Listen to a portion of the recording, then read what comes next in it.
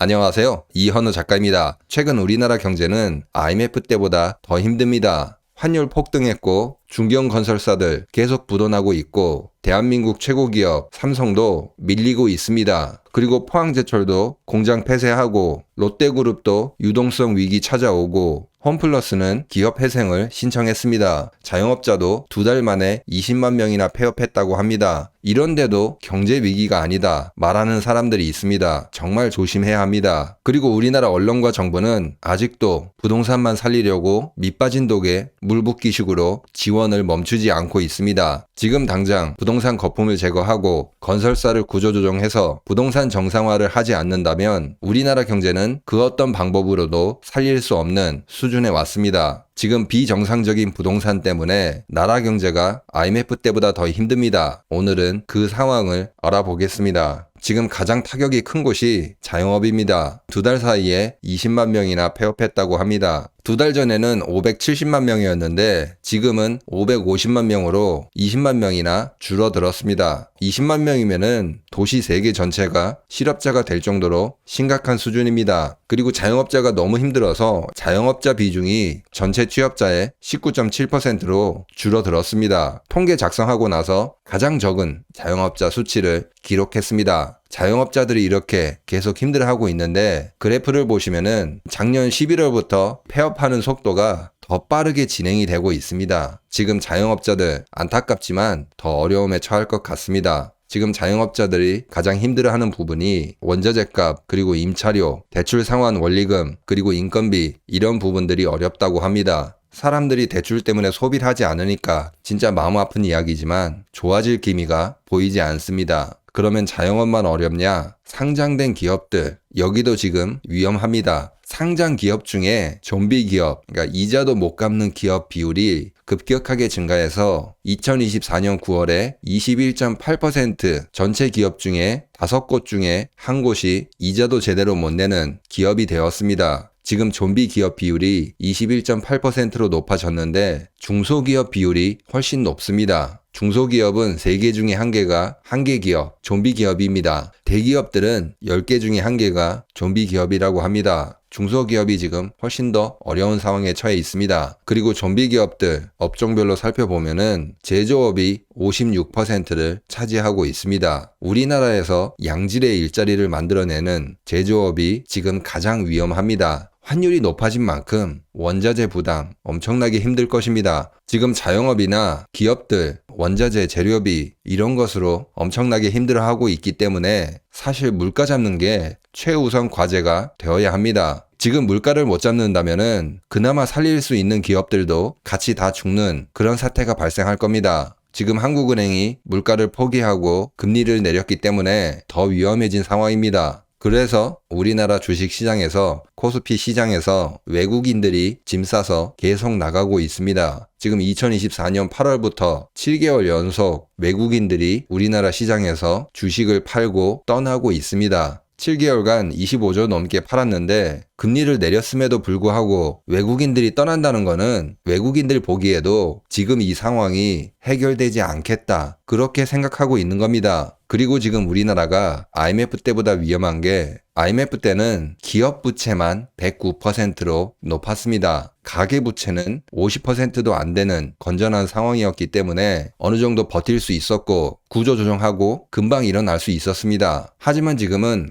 IMF 때와 다르게 가계, 기업 모두 다 부채 비율이 심각합니다. 가계는 GDP 대비 90% 넘었고 기업은 지금 GDP 대비 110%로 IMF 때보다 부채 비율이 높은 상황이기 때문에 언제 무너져도 이상하지 않을 그런 상황이 되었습니다. 비유를 하면은 IMF 때는 부모님 중에 아버지만 병원에 입원했다면은 지금은 부모님 2분 다 아파서 병원에 입원한 상황으로 보시면 됩니다. 진짜 애들이 다 굶어 죽게 생긴 그런 상황이죠. 더 큰 문제는 IMF 때는 강제로 구조개혁했습니다. 자발적 의지는 아니었지만 IMF에서 내리는 지시대로 구조개혁은 했는데 지금은 구조개혁을 할 생각이 전혀 없다는 게 더 심각한 문제입니다. 지금 가계부채 문제, 우리나라 정부가 해결할 의지가 전혀 없어 보입니다. 외국에서 무슨 말 나오면 조금 눈치 봐서 대출 살짝 제한했다가 괜찮은 것 같으면은 다시 대출 풀고 이런 식으로 가계대출을 전혀 정리하고 있지 않습니다. 지금 우리나라 가계부채가 국제금융협회에서 조사한 결과 2위를 기록했다고 합니다. 지금 신문에서 2위로 떨어졌다고 하는데 저게 도대체 무슨 의미인지 모르겠습니다. 1위를 못해서 아쉬운 건지 아니면 지금 1등에서 2등으로 내려온 게 잘한 것인지 도무지 알 수 없는 말입니다. 어떻게 해석해야 될지 모르겠습니다. 근데 저 2위도 전세가 포함되지 않았습니다. 전세 포함하면은 가볍게 1등을 할 수 있습니다. 아무튼 가계대출이 저렇게 많은데 이 가계대출 구성을 보면은 2022년 기준이지만 부동산 구입하고 보증금 대출 받는 비중이 70% 정도를 차지합니다. 부동산에 몰빵하느라 소비를 못하고 있고 경제가 어려워지고 있다. 그 말입니다. 부동산 때문에 이렇게 돈을 많이 빌렸는데 어떻게 소비를 할 수 있겠습니까? 그러면 기업들은 어떠냐? 기술 투자 이런 거 하려고 대출 받지 않았을까? 이렇게 생각하신다면은 정말 큰 오산입니다. 기업들 역시 부동산의 대출이 매우 높게 집중되어 있습니다. 지금 업종별 대출 집중도 그래프를 보시면은